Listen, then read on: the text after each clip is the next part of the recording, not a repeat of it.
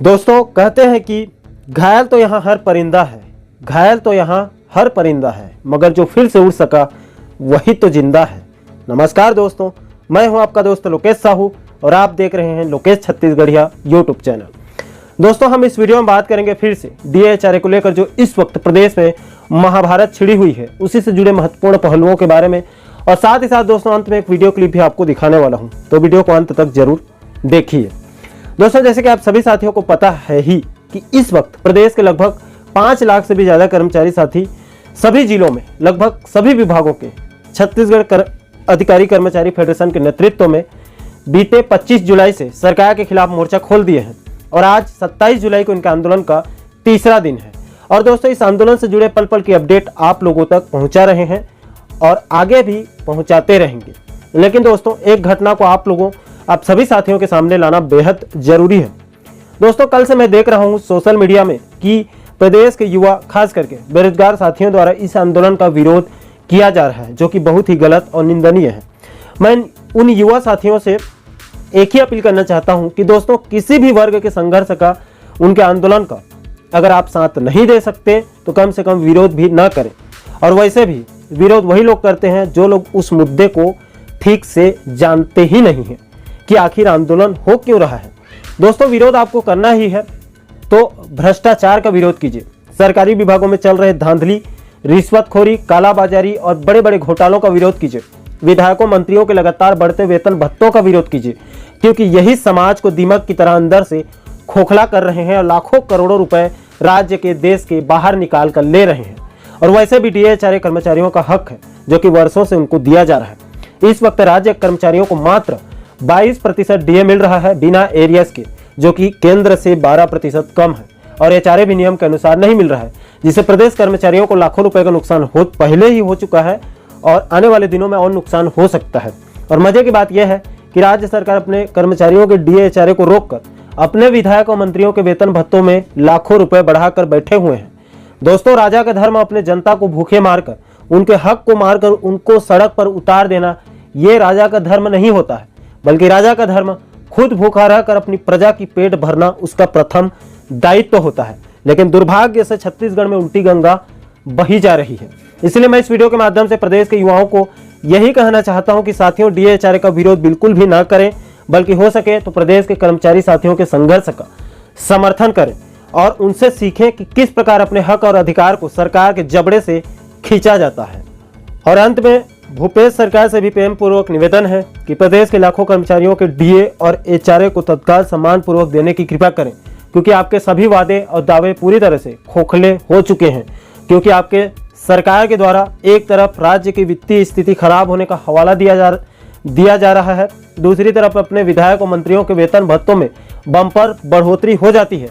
यानी कि इसका सीधा सा मतलब है कि राज्य की वित्तीय स्थिति बिल्कुल ठीक है, बस सरकार की नियत और उसकी इच्छा शक्ति ठीक नहीं है। तो अपने खोखले बयानबाजी को छोड़कर तुरंत केंद्र के समान DA और HRA की घोषणा करके कर्मचारियों के हक, अधिकार और मान सम्मान को देना चाहिए।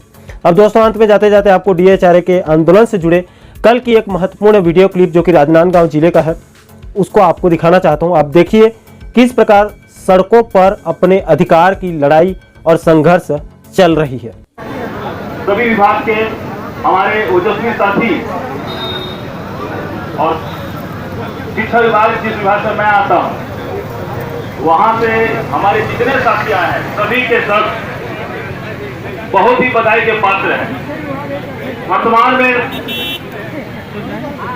साथियों हम लोग आज दूसरा दिन है और वर्तमान में जो शासन है हमारे जीवन का पुनः 4 साल बर्बाद करके सुनने में आया।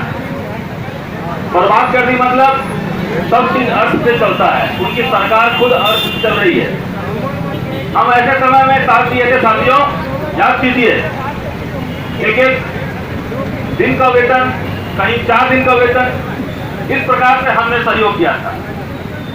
लेकिन जब हमारी बारी आई तो हमको ये बोला जा रहा है, जबकि कुछ दिनों पहले बजट का जब राज्य का जो आर्थिक स्थिति का जब कुछ हुआ, इनका विश्लेषण हुआ, जो भी हुआ, तो बहुत अच्छी जो है इसकी स्थिति थी। लेकिन के बावजूद जब हमारी बारी आई तो पेंशन तरफ इनका ध्यान चला गया।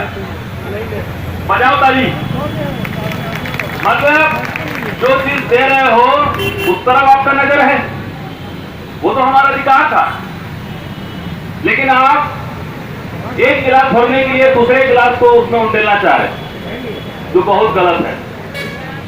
भले ही 15 साल की सरकार को उखाड़ के हम आपको लाए हैं, निश्चित तौर पे हम लाए हैं आपको, और इसलिए नहीं लाए हैं कि हम अपना 4 साल फिर बर्बाद करते हैं। ये आखिरी साल है, आखिरी साल में आप हमारा इस मन से आह्वान है कि आप हमारा जो है,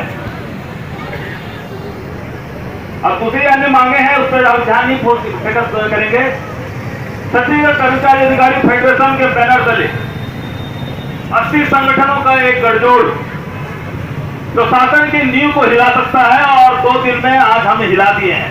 कल जो साथी स्कूल गए थे भूल चूक से, आज तो रात भर में जो सोशल मीडिया में चला है, जो हमारे साथी आप और हम फोन के माध्यम से एक दूसरे को हमने प्रोत्साहित किया, आज पुनः 95% स्कूलों में ताला बंद हो गया। 5% कल मैं गारंटी देता हूं कि बंद हो जाएगा।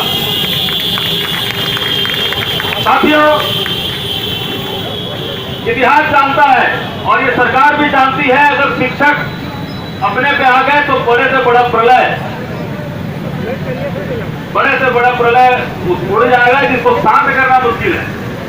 पिछली सरकार ने बोला था संविलियन ना कभी हुआ था ना कभी होगा। उसके बाद हमारे आक्रोश को देखने के बाद जब दिया तो क्या फायदा हुआ? कोई फायदा नहीं हुआ। इस शासन को भी हम यही कहना चाहते हैं कि आप देना है तो दीजिए, और रुला के दिए तो आपको कोई फायदा नहीं होगा एक नए पैसे का। सही बोल रहे हो कि नहीं? बोलिए हमारी एकता जिंदाबाद, छत्तीसगढ़ कर्मचारी फेडरेशन जिंदाबाद, अधिकारी कर्मचारी फेडरेशन जिंदाबाद। कमल भैया तुम संघर्ष करो। साथियों जोर से, ताकि कलेक्टर तक आवाज पहुंच जाए। कमल भैया तुम संघर्ष करो, राजेश चक्रवर्ती तुम संघर्ष करो, दुर्ग पाटन और धमधा ब्लॉक के जितने शिक्षक हैं वो संघर्ष करो। निश्चित तौर पे यह मंच आपके साथ रहेगा साथियों, और किसी को कुछ नहीं, 3 दिन में परिणाम आपके सामने होगा। बस जो 5% है उसकी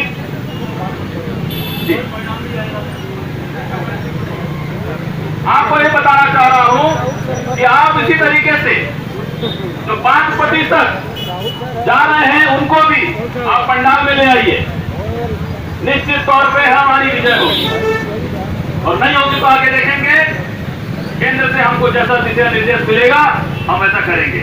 पुनः आप सबको आने को आप सबका साधुवाद, और पुनः मंच में अन्य वक्ताओं के लिए देते हुए अपनी वाणी को विराम देता हूं। जय हिंद।